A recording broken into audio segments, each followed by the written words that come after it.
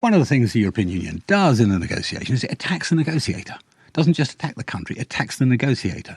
And so it's important to be calm and not pressurised. You're seeing it now with the whole, frankly, hysterical response to no deal. And it is hysterical. The trick is to stay calm. Okay. That's the point being made. So that's not that you don't do your job, not that you don't know across the details, you are. But calmness mattered. Okay, that's a good point to make about negotiation, and I think it's a fair point. But with regards to saying we could do deals quickly, and for instance, by saying by March 2019 you expected a substantive trade deal to be struck, we're in a mess, and we're nowhere near that. Do you regret at times sounding like it was an easy task?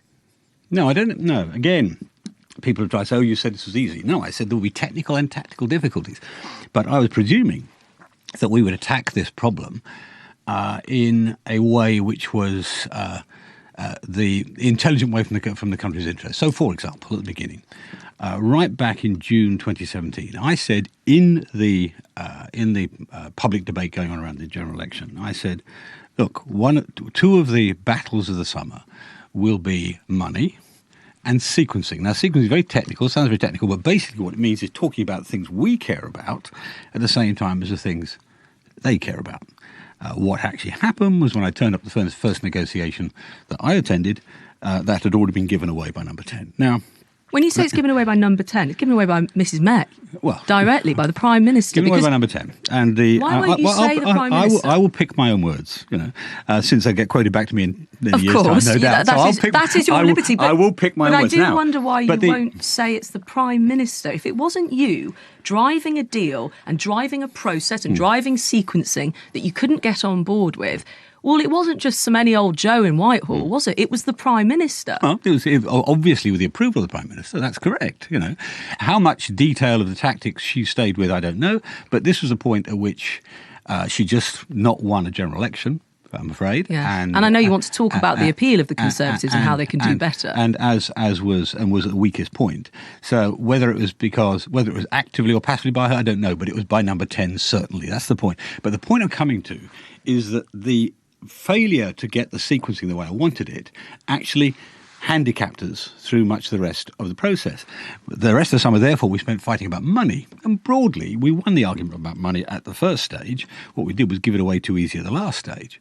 We got them down from 100 billion to 39 billion. All right, well, that's an improvement. But it should have been conditional on what came next. Again, a tactical issue given away. Should the chief negotiator from the civil service, Ollie Robbins, be sacked?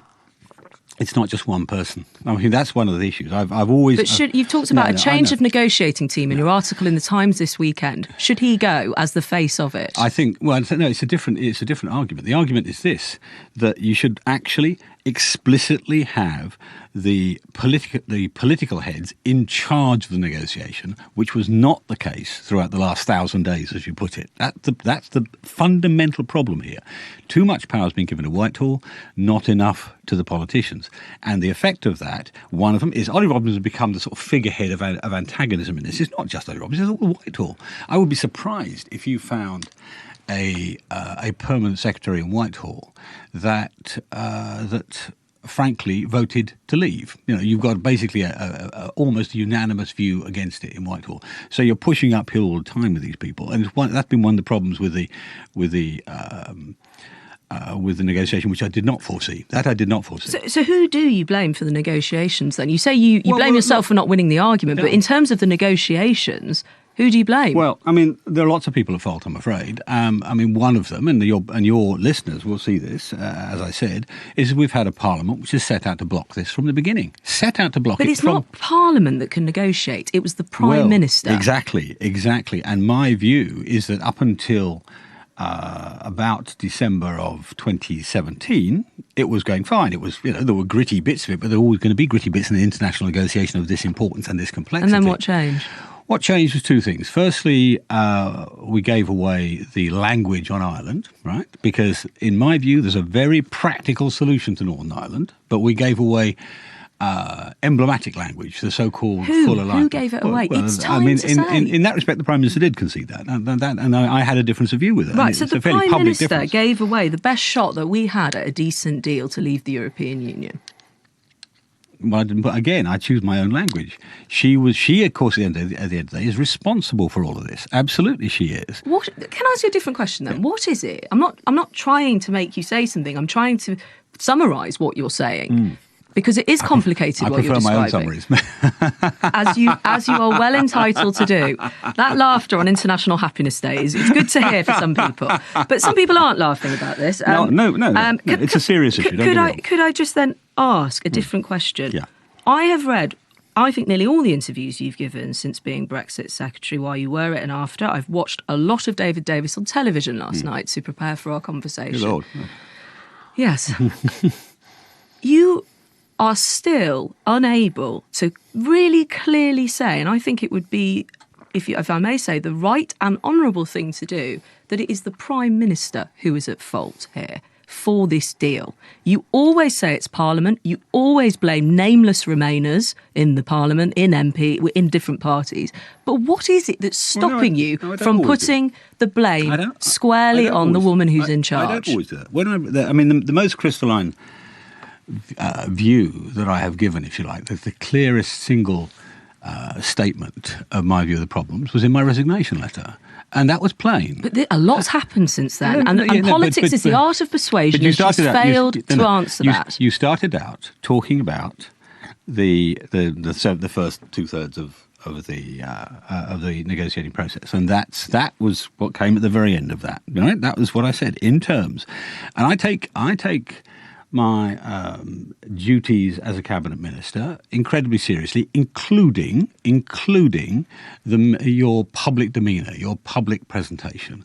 I do not view it as frankly tolerable, let alone advisable, for cabinet ministers to go out and differ from the Prime Minister, or to behind their hands or in private brief against. It seems to me government can't work that way, and that's what we're actually seeing now. We've seen the collapse of collective responsibility, and I'm not going to be one who's going to abandon that collective responsibility. That's why I say I'm to blame as everybody else is. Could David Cameron, though, have got a better deal? Could David Cameron have got a better deal? No, I don't think so, because some of the same problems applied, aiming too low. You have a decision at the beginning of a negotiation, which is, do you aim high and obviously never hit everything? Why would the Prime Minister not aim high? Well, go back and look. Simply, you've been talking about the facts of the case. Go back and look at what happened with the Cameron negotiation. They aimed low and didn't even hit that. But you're saying he couldn't have done it anyway. Why do you think the Prime Minister didn't aim high? Because you're saying she's basically done the same thing. Well, no. The initial aim was to try to get a deal which was the best possible free trade deal available. Now, she could have said, no, we're going to walk away. She could have said, we're going to do something else. But she did start out by saying, we want to get the best possible trade deal.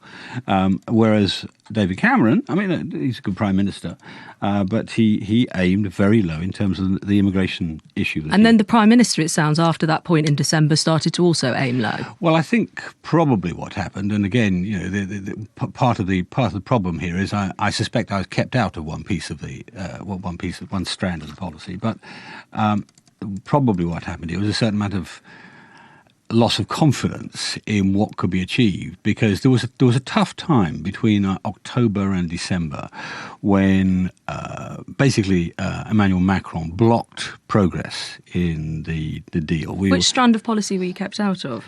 Well, the one that ended up in the white paper that I resigned over. Over Chequers? Yeah. Okay, but that was a future-looking, but it didn't leap out of open space.